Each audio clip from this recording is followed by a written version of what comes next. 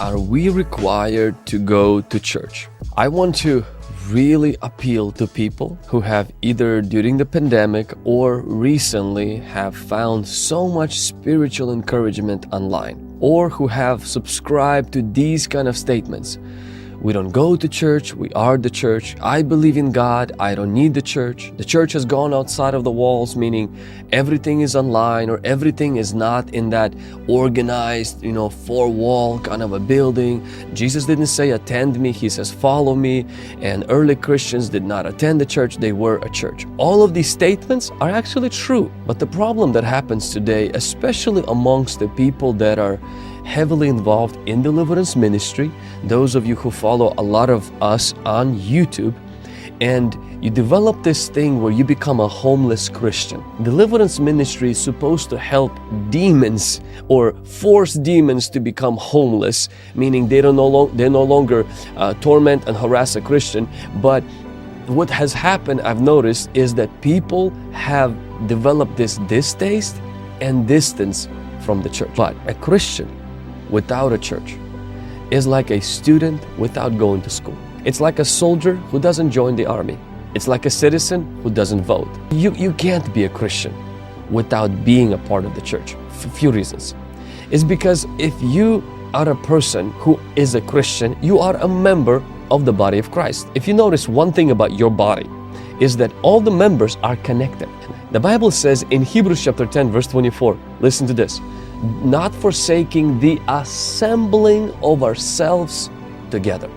See, when we don't assemble together, when we don't gather together, we are not able to love each other, encourage each other, forgive each other, serve each other, so many each other that the Bible tells us to do. And I've noticed this about Christians who do not attend the church regularly, is those who attend the church casually usually have a casual commitment to their faith. Infrequent attendance is often a sign of a diluted devotion. And so if you want to be a person that is useful, that is growing in Christ, you have to be assembled. We are living stones, the Bible says, and we have to be put together, close to each other. And sometimes we rough a little bit each other so that the Lord uses that to soften the rough edges in our life. We need each other and we need to be in the assembly.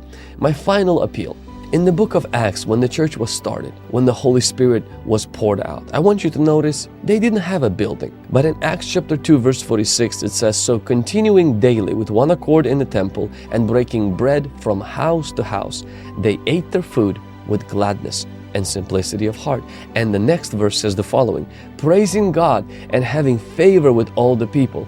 And the Lord added to the church daily those who were being saved. So they were gathering together in a temple. That's symbolic of like a church building. And then breaking bread, meaning community fellowship, they did that in the houses. So there's the big church and then there's the micro church, the small church. I like to call it the rows and the circles. And every Christian should be in both of them. You should be part of the Sunday morning, Saturday morning, whichever the day that you have a gathering at your local church, and also be a part of the small groups. Why? That's what it means to be a Christian. That's where you grow as a Christian. And final three thoughts. Your church attendance is not just a good suggestion. It's actually God's will for you as a believer. Attendance also does not mean engagement, but engagement always becomes attendance, meaning you can attend the church and never be engaged. That's why I'm encouraging not just attending the church, I'm encouraging you to be engaged in your local church. Because if you get engaged, you will attend.